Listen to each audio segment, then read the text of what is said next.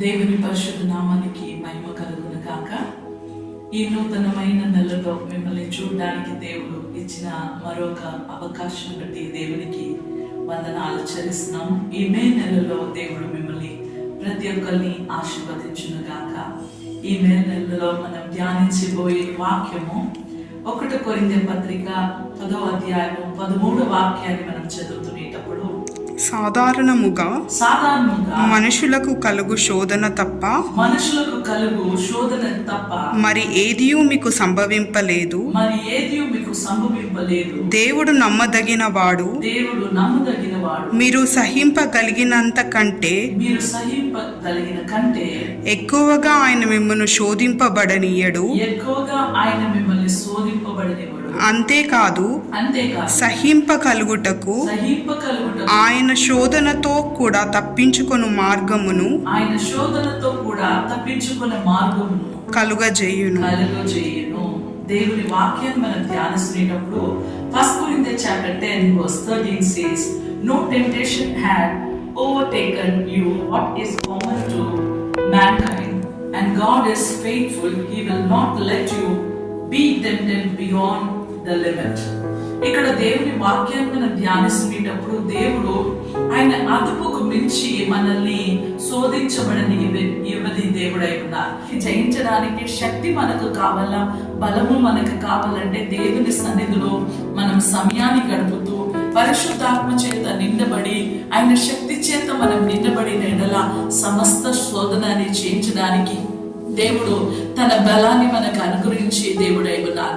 ఎందుకంటే దేవుని లేఖనము సెలవిస్తే మనకి ఎంత కెపాసిటీ, మనకి ఎంత బలం ఉన్నదో దానికి మించి దేవుడు మనల్ని శోధించబడనివ్వరు. ఎందుకంటే దేవుని లేఖనము సెలవిస్తే ఆయన అదుపుకు మించి మనల్ని శోధించబడనిచ్చే దేవుడు కానే కాదు. ఎందుకంటే సమస్తాన్ని జయించడానికి తన శక్తిని ఆయన దయచేస్తారు. సమస్తాన్ని మనము జయించి మన వెలుపలి వెళ్ళడానికి దేవుడు మార్గాన్ని రూపించే దేవుడై ఉన్నారు. ఎందుకంటే మన జీవితంలో మనము ఎదుర్కొంటున్న సమస్యలు మనం చూసుకునేటప్పుడు భయంకరమైన పోరాటములు. ఈరోజు శోధన అంటే కుటుంబంలో సమాధానం లేని కొన్ని కార్యాలు, ఆర్థిక సమస్యలు, గొడవలు, నిమ్మలం లేని కార్యాలు, అనేక శోధనలకు మనం గురి అవుతున్నాం. కారణము దేవుని సన్నిధిలో సరి అయిన సమయాన్ని గడపకుండా, దేవునికి ప్రథమ స్థానాన్ని మనం ఇవ్వకుండా, మనం దేవునికి లోబడకుండా మనం నడుచుకుంటున్నాం. అందుకే నా ప్రియ సహోదరి సహోదరుడా, ఫెయిత్ఫుల్నెస్, మనము విశ్వాసంతో నిలుచున్న ఎడల తప్పకుండా trials for the human experience, మన జీవితంలో మనుషులైన మనకు తప్పకుండా మనకు శోధనలు మనకు ఎదుర్కొని వస్తుంది. ఆ శోధనల్ని జయించే వాళ్ళే భాగ్యవంతులుగా మార్చబడతారు. ఎందుకంటే శోధనల్ని సహించడానికి, జయించడానికి దేవుడు తన శక్తిని మనకు దయచేసే దేవుడై ఉన్నారు.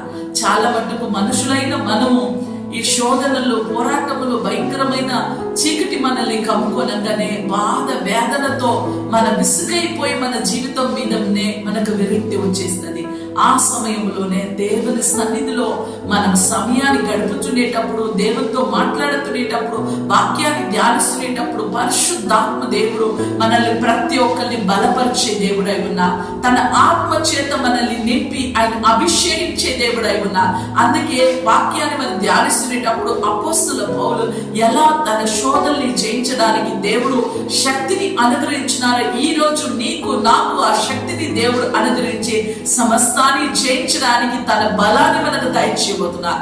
అందుకే నా ప్రియ సహోదరి సహోదరుడా, ఈ చివరి రోజుల్లో ఉంచిన మనము ఏ విషయాన్ని గురించి మనం కలవరపడకుండా దేవుని సన్నిధిలో మనం వేచి ప్రార్థిస్తాము. మీ కొరకు ప్రార్థన చేయడానికి మేము సిద్ధంగా ఉన్నాము. ఒక క్షణం మనం తల వచ్చి మనం ప్రార్థిస్తాము. పరిశుద్ధాత్మ తండ్రి, ఇదిగో ప్రభా అనురాజా, ఈ రోజు ప్రభా ఈ శోధనల్ని చేయించడానికి ప్రభా ప్రతి కుటుంబాన్ని ఎత్తిపట్టి మేము ప్రార్థిస్తున్నాము తండ్రి.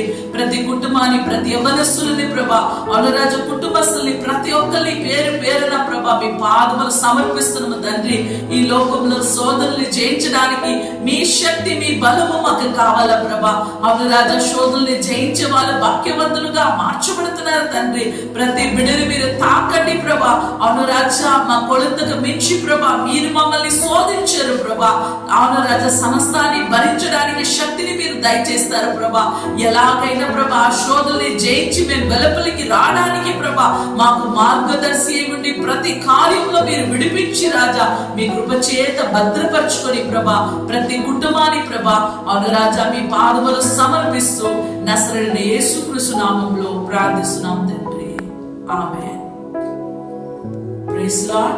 God bless you. God be with you.